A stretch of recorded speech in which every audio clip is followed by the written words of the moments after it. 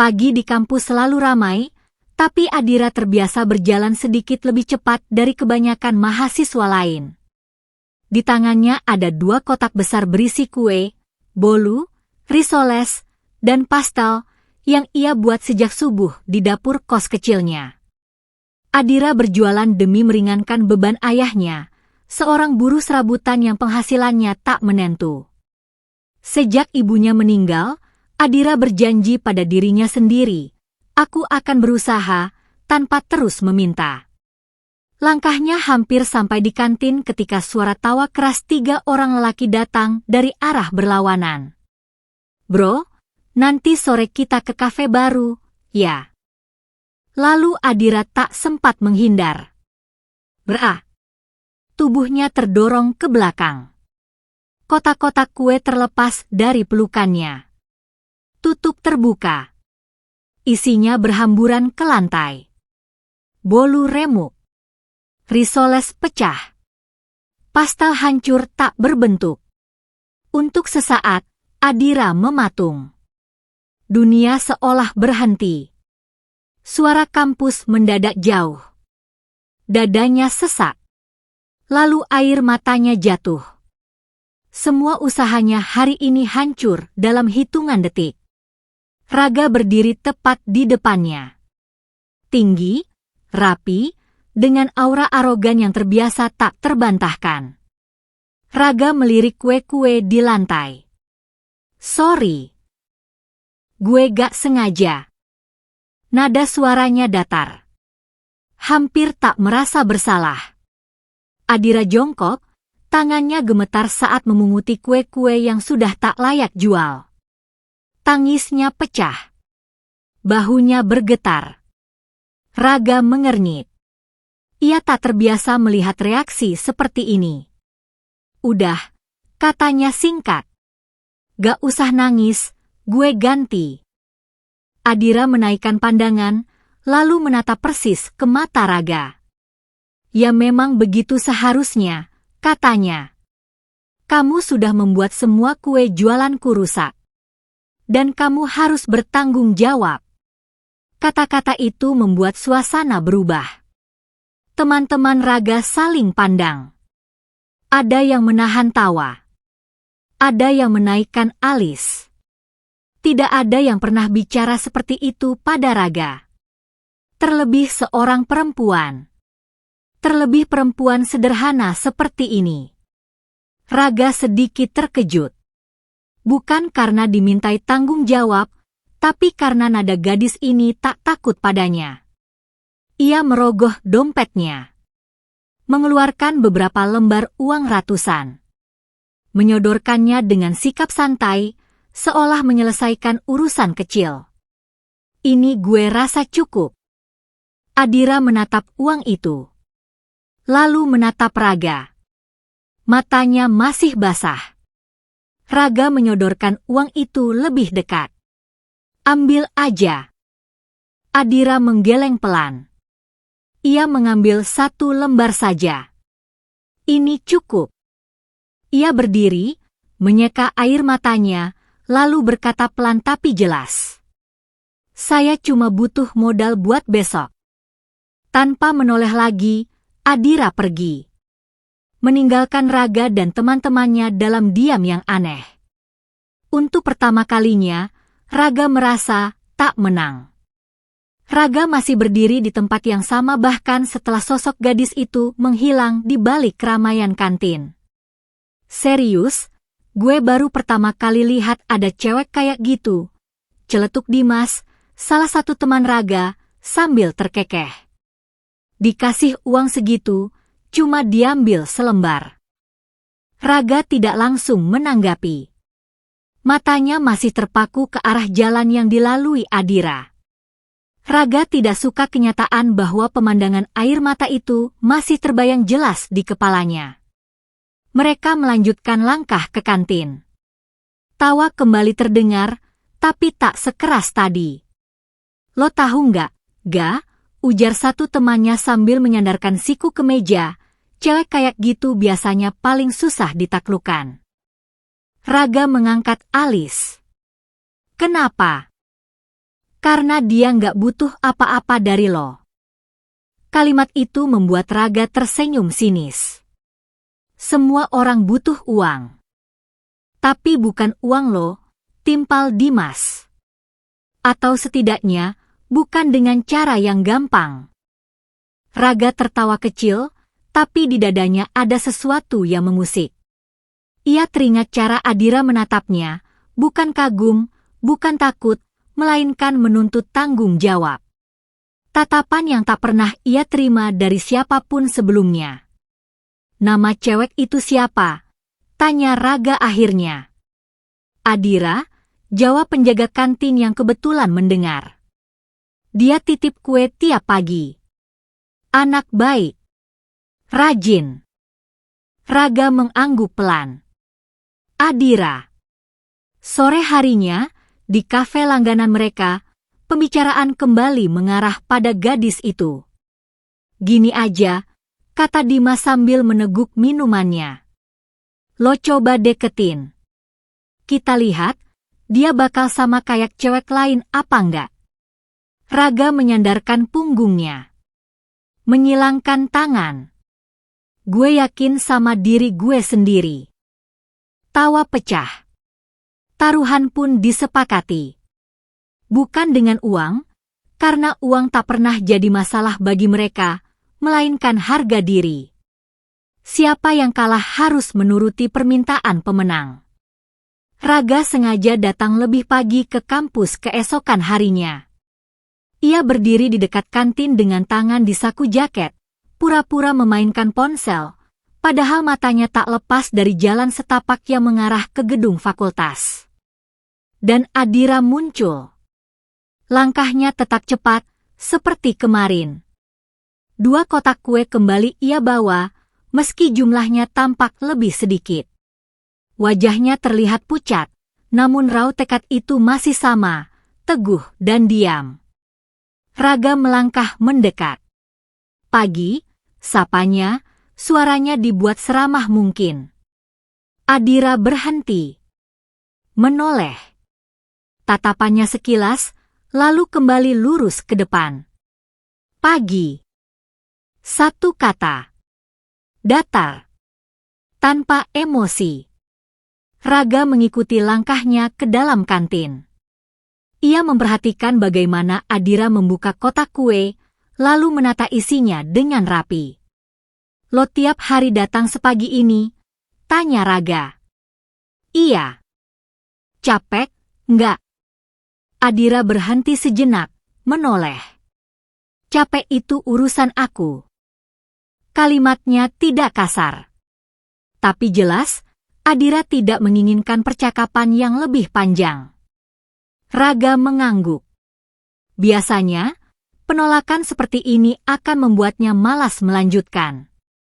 Tapi kali ini, ada sesuatu yang menahannya untuk pergi. Ia membeli 2 kue. Duduk. Memperhatikan Adira dari kejauhan. Hari-hari berikutnya, kehadiran Raga menjadi sesuatu yang aneh bagi Adira. Ia selalu ada. Kadang membantu menata kue dagangannya. Kadang hanya duduk sambil menunggu. Adira berusaha menjaga jarak. Ia tak menanggapi bercandaan Raga. Ia menjawab seperlunya. Bahkan pernah berkata dengan jujur. Kalau kamu cuma mau main-main, lebih baik berhenti sekarang. Raga terdiam mendengarnya. Aku nggak main-main. Adira menatapnya lama. Orang sepertimu biasanya bilang begitu. Sejak itu, semakin Raga mendekat, Adira semakin tegas. Ia menolak diantar pulang. Menolak ditraktir. Menolak bantuan yang terasa berlebihan. Namun Raga tidak pergi. Ia datang tanpa memaksa. Tanpa menuntut. Tanpa drama. Ia hanya selalu ada. Hingga akhirnya, Adira berhenti melarang Raga. Bukan karena ia nyaman, tapi karena ia lelah menolak. Menolak kehadiran Raga terasa sama melelahkannya dengan menerima. Raga tetap menjaga jarak. Tidak menyentuh. Tidak memaksa. Tidak bertanya hal-hal pribadi tanpa izin. Ia hanya menemani. Kadang membawakan air minum. Kadang hanya duduk menemani Adira mengerjakan tugas kuliah sambil diam. Dan tanpa disadari, Adira mulai mengandalkan kehadiran itu. Ia tidak lagi kaget ketika melihat Raga di kantin. Tidak lagi risih. Bahkan suatu hari, ia bertanya lebih dulu. "Kamu nggak masuk kelas hari ini?" Raga tersenyum kecil. "Nanti." Senyum itu membuat Adira terdiam. Di dalam dirinya, Adira resah. Ia tahu ini berbahaya. Ia tahu dunia mereka berbeda. Ia tahu kehadiran Raga bisa melukai hatinya sendiri jika ia lengah. Namun setiap kali ia ingin menjauh, ia teringat bagaimana Raga tidak pernah menuntut apapun. Tidak meminta balasan. Tidak memanfaatkan kedekatan. Sementara Raga, di sisi lain, mulai menyadari sesuatu yang membuat dadanya bergetar pelan. Ia tidak lagi datang karena taruhan. Ia tidak lagi ingin menang. Yang ia inginkan sederhana. Melihat Adira baik-baik saja setiap hari. Siang itu, Adira baru menyadari kehadiran Raga ketika kursi di hadapannya tertarik pelan. "Kamu capek?" tanya Raga sambil meletakkan sebotol air mineral di meja. Adira mengangguk kecil. Hari itu kantin lebih ramai dari biasanya. Kue-kue Adira laris, tapi tenaganya terkuras. Tangannya terasa pegal, punggungnya nyeri. "Terima kasih," ucapnya pelan. Raga tersenyum. Senyum yang tidak dibuat-buat. Bukan senyum yang biasa ia gunakan untuk memikat, melainkan senyum seseorang yang benar-benar peduli. Adira menunduk, pura-pura sibuk mencatat. Ia tidak ingin terlalu lama menatap wajah itu, terlalu berbahaya. Keesokan harinya, Adira melihat Raga berbeda. Ia datang seperti biasa, membantu seperti biasa, tapi ada sesuatu yang berubah, tatapannya lebih hati-hati, lebih menahan. "Kenapa?" tanya Adira akhirnya.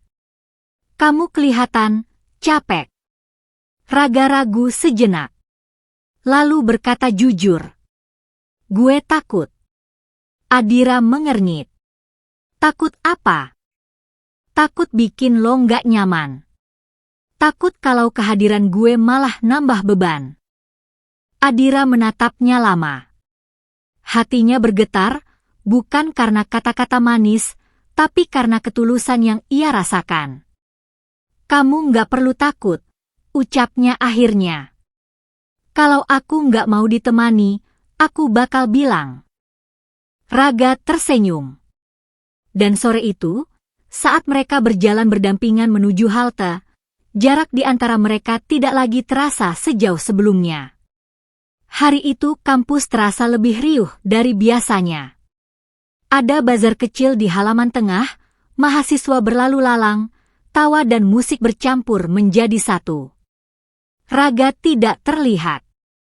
Saat hendak mengambil gelas air di lorong samping gedung, Adira mendengar suara yang begitu dikenalnya. Suara tawa Raga. Ia berhenti melangkah. Bukan berniat menguping, hanya refleks. Dari balik pintu setengah terbuka, ia melihat Raga berdiri bersama beberapa temannya. "Gue kira bakal gampang untuk dapetin Adira," kata Raga. Jantung Adira berdetak lebih cepat ketika namanya disebut.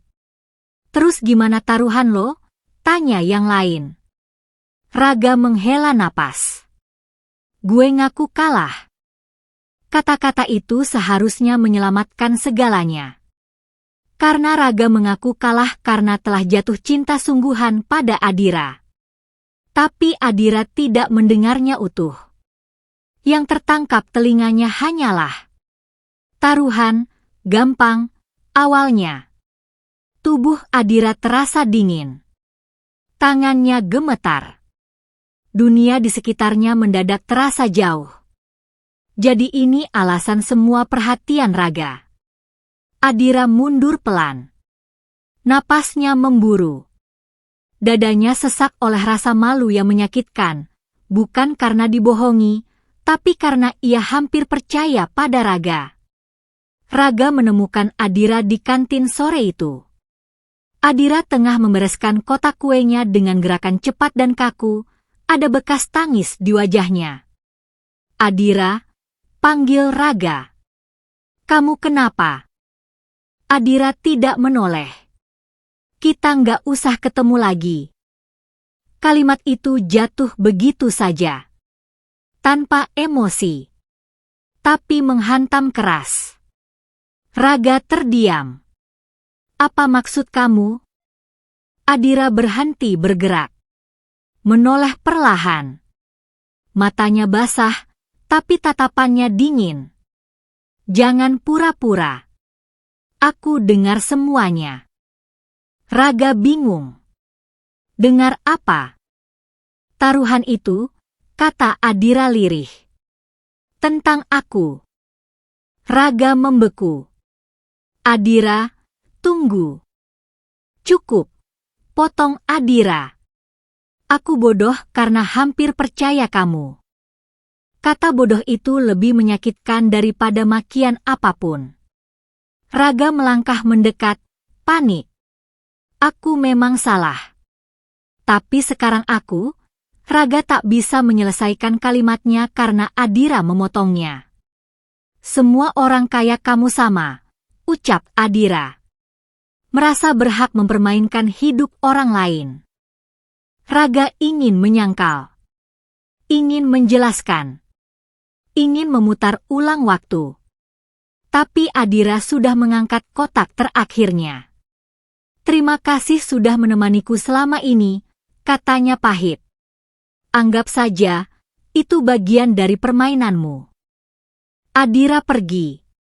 Dan Raga berdiri sendirian, dikelilingi keramaian yang mendadak terasa sunyi. Di kamar kosnya, Adira menangis dalam diam. Bukan karena Raga mempermainkannya. Melainkan karena ia harus melepaskan perasaan yang baru berani ia izinkan tumbuh. Sejak percakapan yang tak sengaja ia dengar beberapa hari lalu, tentang taruhan, dunia Adira seolah retak. Senyum Raga yang dulu terasa hangat kini selalu terbayang dengan tanda tanya. Setiap perhatian Raga, setiap kehadirannya yang setia menemani, kini seperti memiliki makna ganda yang menyakitkan.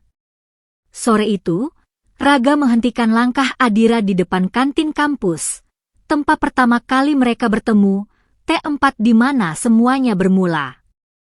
Dir, suara Raga terdengar lebih pelan dari biasanya. Adira berhenti, tapi tidak menoleh. Aku mau bicara. Aku nggak punya waktu, jawab Adira datar, lalu kembali melangkah. Ini penting, ucapnya lirih. Tentang semua yang kamu dengar.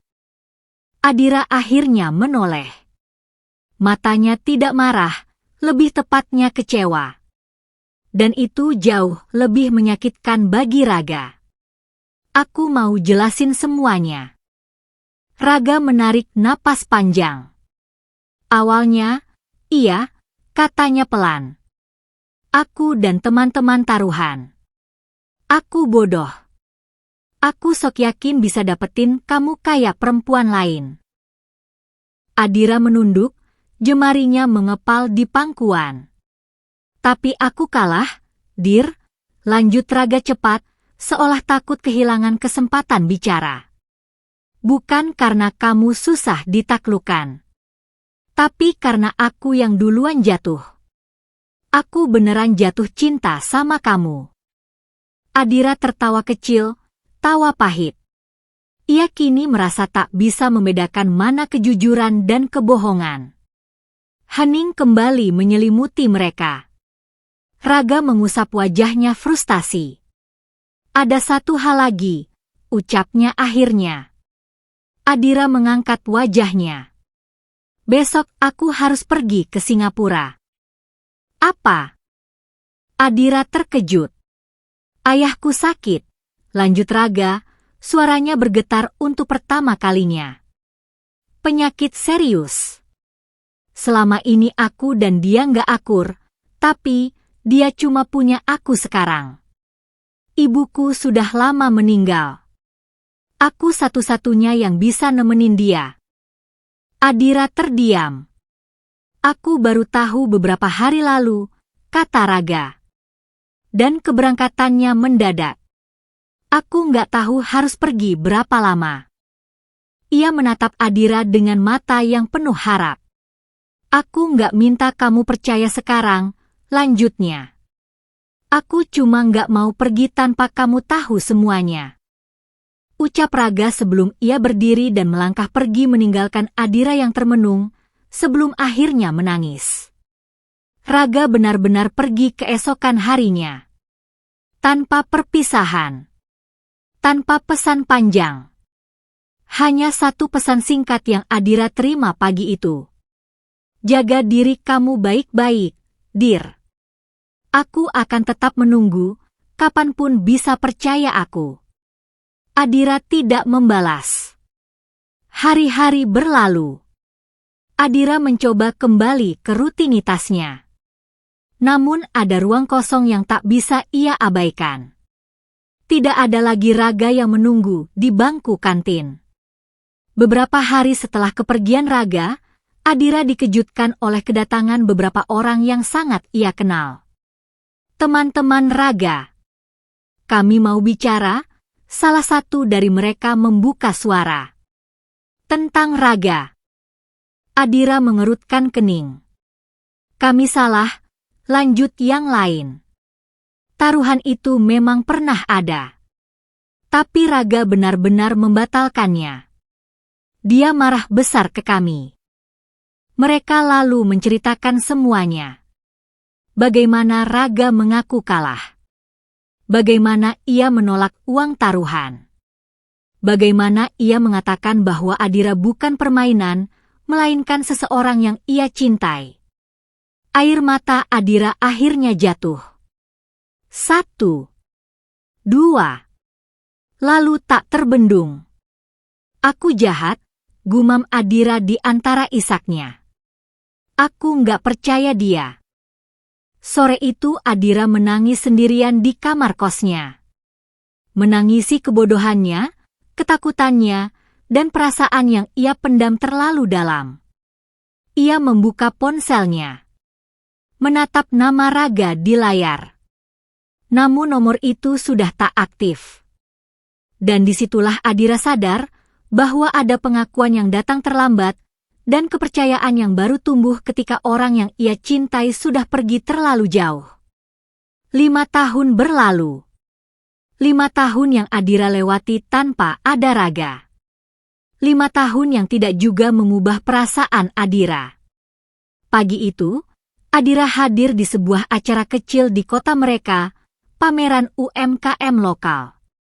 Adira berdiri di balik meja sederhana, tersenyum ramah pada pengunjung yang mencicipi kuenya. Wajahnya lebih dewasa kini. Tatapannya lebih tenang. Tapi senyumnya masih sama. Namun, sebuah suara membuat senyumnya surut. Adira. Suara itu. Adira menoleh perlahan. Dan dunia seolah berhenti bergerak.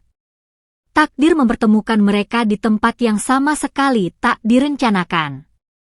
Raga berdiri di sana, lebih dewasa, namun dengan mata yang masih sama.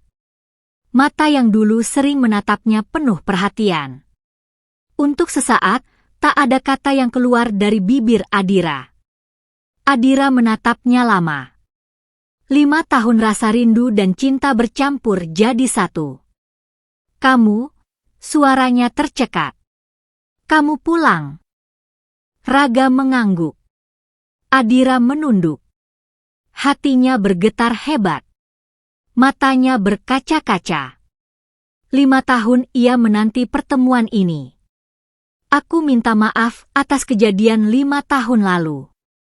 Ucap Raga. Adira menarik napas panjang. Aku sudah memaafkan, Raga, jawab Adira pelan. Mereka tersenyum, seolah-olah bisa saling membaca seberapa dalam rasa rindu di hati mereka. Adira. Dulu aku pergi tanpa sempat memperbaiki apapun. Dan kini aku pulang bukan hanya untuk bertemu dengan kamu. Aku datang untuk memulai kembali segalanya dengan langkah yang benar. Kata-kata itu jatuh perlahan, namun menghantam tepat di hati Adira. Matanya berkaca-kaca. Hening panjang tercipta sebelum akhirnya Adira menarik napas dalam-dalam. Kalau kamu memang serius, ucapnya pelan namun mantap. Datanglah ke rumah. Temui ayahku. Untuk sesaat, Raga tidak bisa berkata apa-apa. Dadanya penuh oleh rasa haru yang menyesakkan. Lalu ia tersenyum. Senyum yang tidak pernah Adira lihat sebelumnya. Tenang, dewasa, dan penuh keyakinan. Baik, jawab Raga mantap. Aku akan datang. Dengan niat yang paling serius. Angin sore berembus lembut. Adira memalingkan wajahnya, menyembunyikan air mata yang akhirnya jatuh bebas.